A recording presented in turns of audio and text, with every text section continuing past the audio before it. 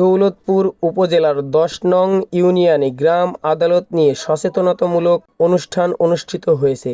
অনুষ্ঠানে পুরো এলাকার পুরুষ ও মহিলারা স্বতঃস্ফূর্তভাবে উপস্থিত ছিলেন।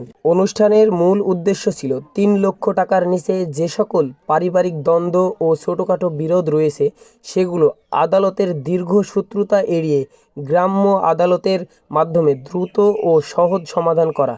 এজন্য এলাকার সকল মানুষকে গ্রাম্য আদালতের সুবিধা গ্রহণে আগ্রহী করে তোলাই ছিল এই সচেতনতামূলক অনুষ্ঠানের প্রধান লক্ষ্য।